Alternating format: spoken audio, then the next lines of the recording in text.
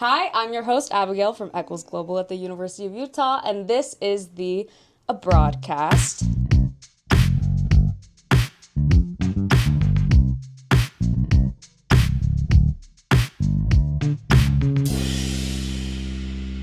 Today's guest is Bill Hesterly. Bill Hesterly, and tell us a little bit about yourself. What should we know about you? So I'm a professor in entrepreneurship and strategy. I've been at the U for a long time as a department chair, associate dean, a faculty member.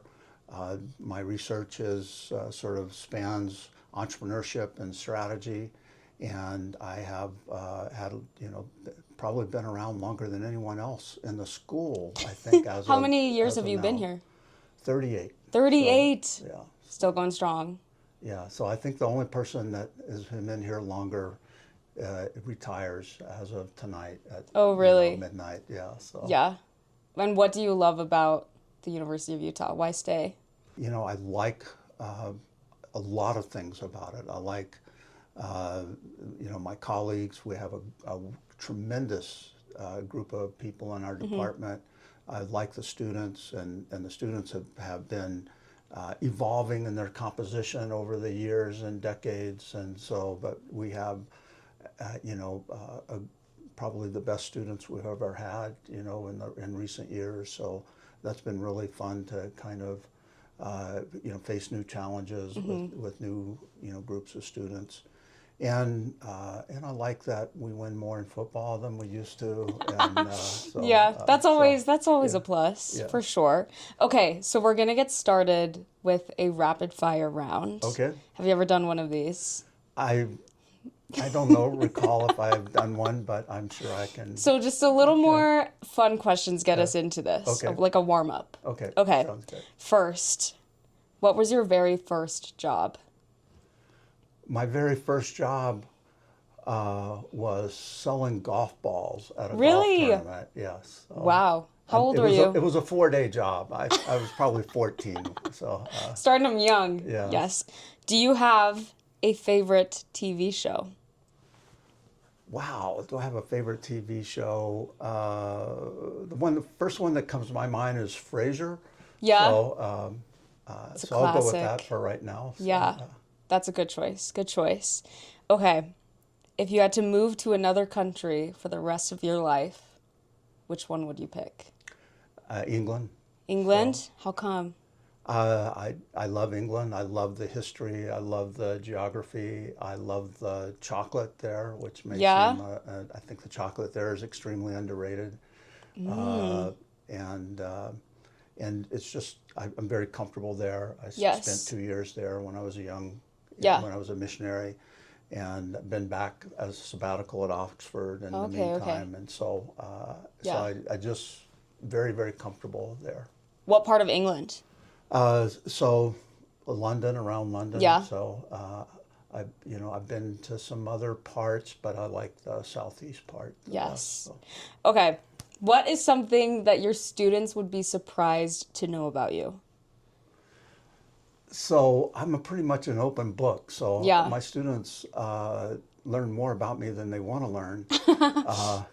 I was a competitive golfer when I was younger. Really? I was on the national junior college champion team for 1 hour.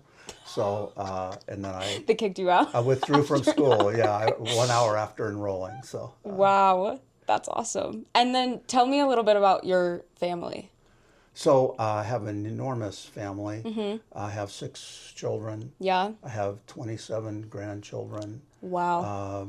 Most of our children have migrated back to Utah over the years. We still have one that's in South Carolina. Yeah. We produce sports is really a big thing in our family. Yeah. I have 2 grandsons that either are or have been or will be BYU quarterbacks, which is probably not the right thing to mention here. Don't say that. So, Still, that's very impressive. I have, a couple of other sports stars in other sports, gymnastics, and so that's because I married a very athletic woman. So, yeah. What is at the top of your travel bucket list? You know, I would love to go back to Japan. I've been there 3 times, but I haven't been there in 20 years, and it's one of the places I really love going to. And also, I'd like to go to Korea. I've never been to Yes. Korea. So, Both of those are definitely, those are up there for me, for sure. What is the best meal you've ever eaten? well, I will tell you, the best thing I've ever eaten Yeah, is not a meal. is the bananas Foster Oh, at Brennan's in New Orleans, which is where it was invented. yeah. Is just and then I'll tell you, the best meal was in Kyoto, Japan. Went into this little, looked had a travel guide. This was 20 plus years ago, and it recommended this steakhouse in Kyoto. Yeah. And a colleague and I found it after much trouble, and it was tiny. It seated 6 people, and we thought, oh, what? In the whole steakhouse? In the whole place. That yeah, is crazy. It was, a room about the third the size of the one It's we're just a sitting family in. dinner. And so it turns out that I ordered a 4-ounce Kobe beef steak at $46 an ounce, and it was unbelievable. And Yeah. then the owner of the steakhouse took us upstairs and showed us this kind of memorabilia room. A couple of presidents had eaten there, and she had their photos. Tom Cruise ate there regularly when he was filming The Right. Last Samurai. Of course. And so, Wow. the right people go there apparently. Yeah. So, Wow. Okay. I need to head. Kyoto just got higher on my bucket list. What is your favorite way to spend a day off? playing golf, I guess, Yeah. or doing stuff with grandkids. If you weren't a professor, what do you think you'd be doing? If I were not a professor, because there have been a couple of times where I've been and things and go, oh, this is what I was, born to do. But Yeah. I would have been a coach. Yes. So, For golf. so I almost was a coach for golf, Yeah? and then I had a change in direction in my life, and I stayed in school. But basketball or football or something. Yes. I mean, I love the challenge of taking someone Yes. and helping them get better. Molding them. Yeah, Yeah. so. Very cool. And how do you like to document your travels? Do you journal or take pictures or collect anything? I take a few pictures and Yeah. I collect very little. Yeah. So It just stays in here. It just stays in the head. It just yeah, stays in there. so, But then you only remember the good parts, which is probably good. yeah, probably. Maybe. Okay. So in terms of working with Eccles Global, which trips have you been a part of? I was in Barcelona last summer, in the summer of 25, and then I was in Nice, France, earlier this year. Yes, in just barely. 26, yeah. So you got back a couple weeks ago from Nice. Right. What course were you teaching over there? I was teaching an entrepreneurship class, 30/70, and so essentially it's the entrepreneurial process. Yeah. Where we try and help students understand what are the steps, I guess is a good way to put it. What are the steps that you have to go to start a business and give yourself the best chance of success? Had you been to Nice before? I'd never been to the Yeah? south of France. What did you think? I loved it. Yes. It's, I've been to Paris, probably 10 times. I've been to Lyon a few times. I love Lyon. And I like Nice. It's just a great place to be, to live. Yes. So Very the gorgeous. food is great. It's beautiful. I had no idea how beautiful it was. And you're right there on the Mediterranean. Yeah. It's I was just surprised by its beauty and how livable it is. It's Yes. just very comfortable to do things in. Yeah. What do you think is unique about Nice as the setting for that course? So that's a good question. I think that anytime you go whether it be Nice or Barcelona or Tokyo or whatever, you're exposed to a lot of things that are different than what you're used to seeing Yeah. at home. And people live differently, they dine differently, they shop differently. Yeah. And so it opens your eyes to a lot of things you hadn't understood before. And paradoxically, it gives you more understanding of where you came from, I think. And so it gives some insights into problems that you hadn't noticed before, and challenges. And so from an entrepreneurial standpoint, it really, does open your eyes to different things that you could do. So. Yes, just a new perspective. Yeah. What did you do before leaving for Nice? Did you do anything to prepare for your time abroad? Other than just preparing the course content, and I didn't do much. I mean, I've traveled a lot, so I figured, and I've been to France many times. I figured, okay, I'll adapt pretty quickly, and I'll just take what comes. I don't, plan very meticulously at all. Just roll with the punches. So. I like it. So when did you meet all the students? Did you do any, like a meeting before leaving? So there are a couple of things. We had a meeting last fall, I think. And a really? Few of the So students, way far ahead. Yeah, and a few students came up and said, we're going to be in the class, and very enthusiastic. It was a fantastic group of students that we had there. And then we had a big thing in the auditorium, and about a month before we left. And then there were more of the students that left, but still, I probably hadn't met a majority of the students before I got there. So. But so your first impression was just enthusiasm? My first impression, exactly. They were fired up. That's good.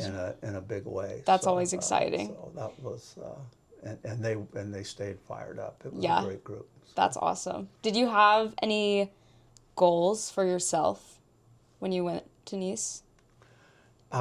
In terms of goals, I wanted to make the class better, which is always a goal that I have going in, and so I wanted to, adapt it, just improve the content, improve the activities that we did in the class, and then of course I just wanted to make sure that they enjoyed the cultural aspects of being in France and Europe more generally. What were you most excited for? Just being there, really. Yeah. I mean, the gestalt, I don't know if that's a French word, but of the experience. Yeah. It's just being kind of soaking in the culture. Yes. Obviously, the food was an exciting aspect of it. Again, I'm being redundant, but I really was stunned by how beautiful it was. And I think because you get to be there for a month, you get to immerse yourself a little more because it's not really a vacation. Right. You don't experience it as much as a tourist as you do on a short visit. You experience more what it's like to live there. Yeah. And how that's different. And so that, I lived in an Airbnb, not a hotel. We didn't, eat out for all our meals like we would have in a typical trip. Yeah. And so we shopped like French people. We visited the bakery daily like French people, and so we got we traveled like they did, in terms of using transit, a lot more walking than what we're used to, trains. So we experienced a different way of life, and that's really refreshing, rejuvenating, and you get a new routine. Yeah. What did your day-to-day look like? Did you establish? Sure. Yeah. No. So I usually get up like at 5:30. 5:30? Yeah. So, wow. That's My college student is showing. I'm like, that's. Trust me, I did not get up at 5:30 when I was in college. I didn't even know there was a 5:30 then, and largely because I never went to bed before probably 1:30. Right. Right. But your sleep cycle changes when you get past 60 in ways that I was surprised. So anyway, so I get up early. I usually would kind of do some reading, prepare. Then, I'd take a leisurely walk, get to where our facility is, where we Yeah. teach about, 20 minutes early, every day. And then class went from 9 to 12. And then afterwards would have, a light lunch. And then in the afternoons, I usually had to catch up on some administrative stuff and some school stuff for a few hours. And then occasionally we'll have Zoom meetings late in the afternoon. Yeah. And then the evenings, go out for dinner. Almost always go for a gelato or some sort of treat afterwards. We found a chocolate chip cookie place Really? that about 2 blocks from where our Airbnb was. That it was, I think is better than the best places I've ever been in the U.S. So, Really? and so I went there once a day. Yes. And just kind of enjoy things. And then we kind of sort of set up, set our plan to see the various places in and around Nice, and we kind of did that systematically also. Yes. What do you think was the biggest adjustment for students when they arrived in Nice? I think the biggest adjustment for students right away is just getting used to the change in time. Yeah. And then, the Europeans live a little differently than we live in terms of space. They have a little less private space. They, they don't drive around or whatever. But to be honest with you, I don't think the students had much trouble adjusting at all. So That's good. and obviously it helps that the food there is It's delicious. is great. It might be different if you're going to the Middle East or Japan or Korea to adjust in terms of food and other things. But Yeah. no, and the transportation was just easier than having a car. Yes. So, and the thing about France is the ingredients that they work with. The produce in the stores is so good. The So bread fresh. is so good. Yeah. Yes. It's the cheese, the butter. They're just, frankly, better than what we can get here. It's true. Yeah, they're working with some good stuff. Okay. So in Nice, what business related activities did you get to do with your students? So we spent most of the time on basically doing business, kind of developing a business idea. So essentially we used this program that was developed at MIT to help they have so many engineering students, science students that have business ideas, but they really don't know business. And so they've come up with a sort of 24-step approach to developing your business, where you try and figure out, who is our customer? What are we going to do for our customer? What will our customer pay? How are we going to make the product and get the product to the customer? And so there's several steps in each of those. And so rather than just lecture about it, I gave them like a short overview, and then they use AI tools, and they, in a kind of a collaborative way with AI, they came up with a business idea, and then they went through and developed those steps one by one using AI and group discussions, and then they we'd have a short discussion and debrief at the end of each day where they were. And so in the beginning it's very slow because they're not used to the concepts, the process, and the idea is new, and so it's like a step in a day, and then we get up to 2 steps a day because we only meet 12 times or something like that. So 12 or 13 times, and so then we gradually pick up speed, and about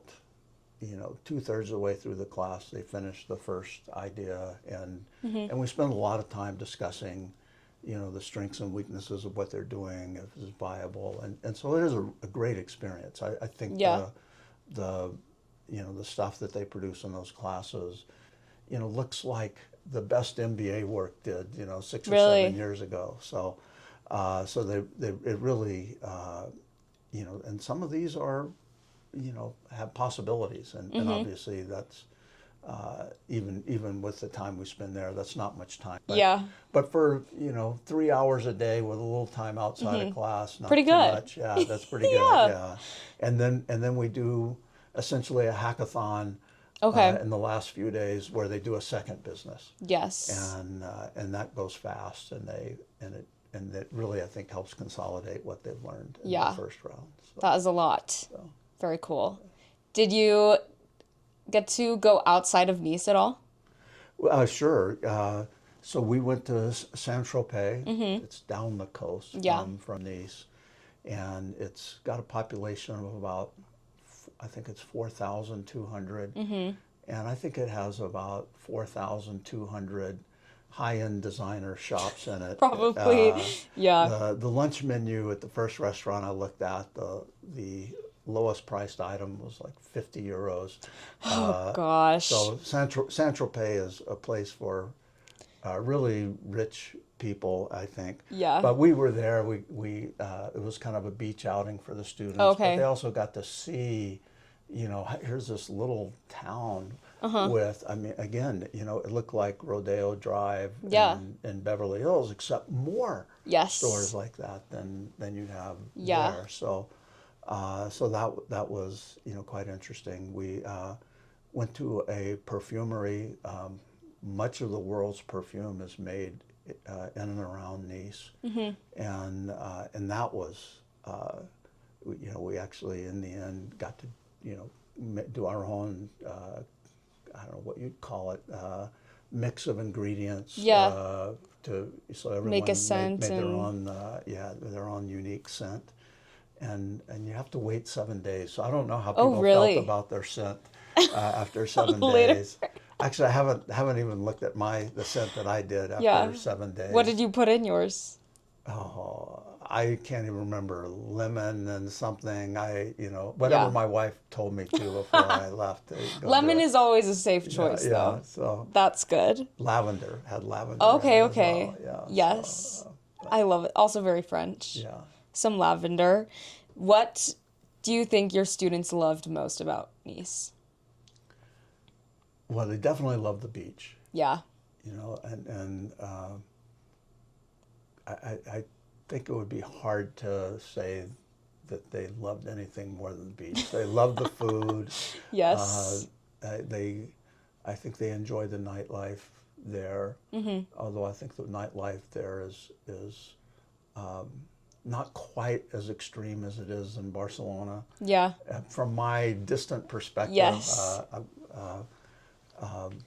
And I think they liked how easy it was. We were like a 10-minute tram ride from the airport. And so it was really easy for them to get out and do trips around Europe on a weekend. I think many students went to Switzerland, Prague, of course, Paris. So it was a very, very easy place to travel to the rest of Europe on the weekends. Yeah. What do you love about watching students experience a new country for the first time? It sort of reminds me of my, early experiences in England when I was, 21 years old. And everything is different. The food is different, the way the transportation's different, and just how much they embrace that. And there was none of this kind of ugly American stuff like, oh, they do everything wrong here. It was everyone really kind of embraced the experience and enjoyed the differences. Even though, and there's some things there that are less convenient than they might be here, or they're different. But the students really, they went beyond embracing it, 'cause they really went around and tried to experience as much of it as they could. So I was really proud of the way they adapted to that. Yeah, that's always awesome.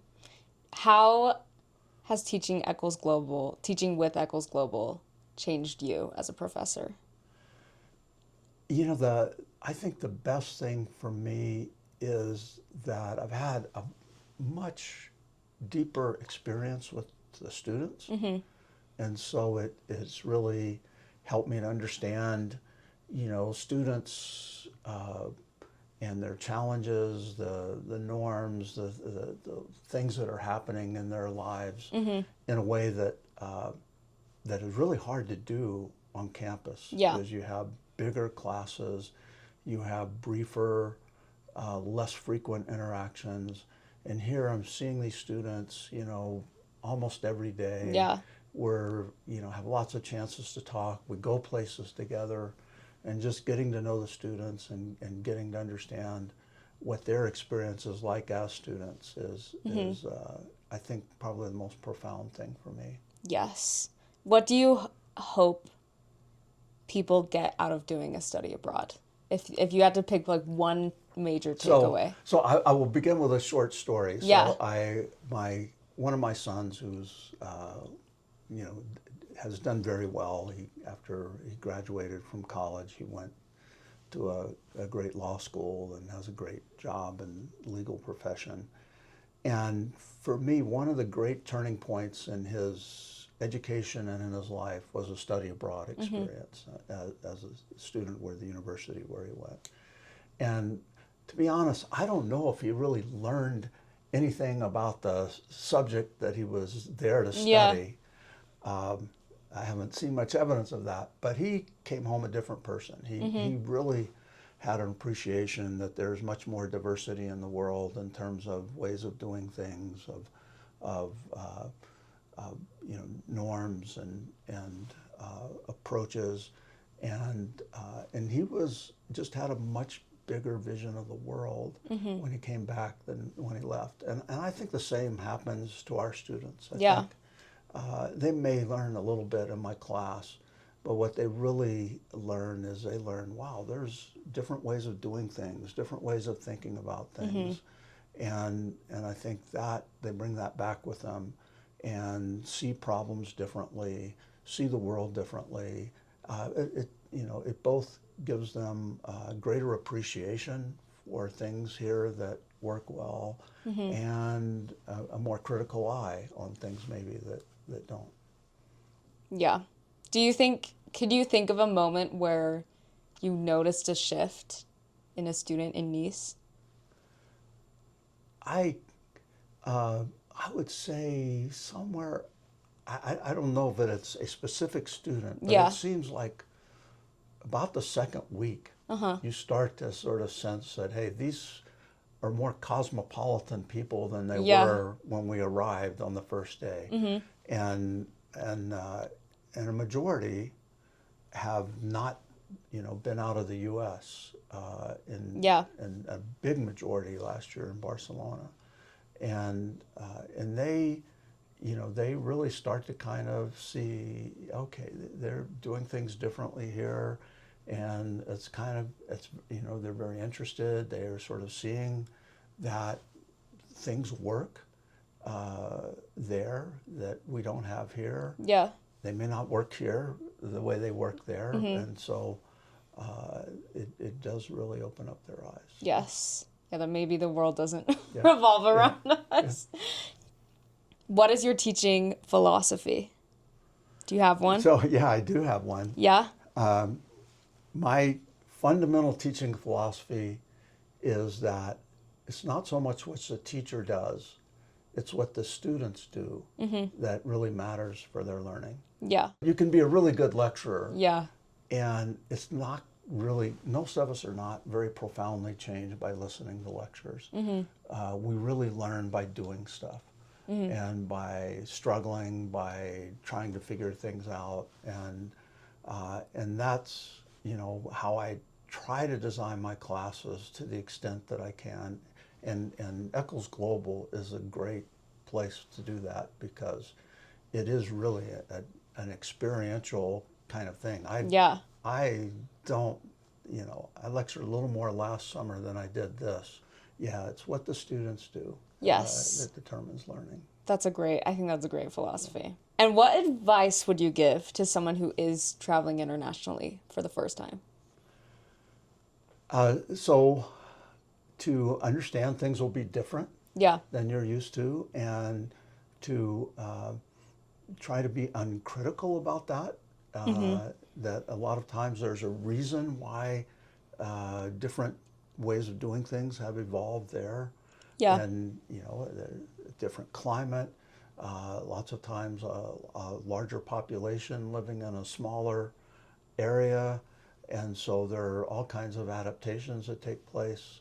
You know, migration has some role in that. So there are lots Yeah. of reasons why things are going to be different, and try to understand and appreciate those differences. Yes. Not necessarily, you know, some of those differences are good, and some of those differences, you know, I would change if I had the power, but Yeah.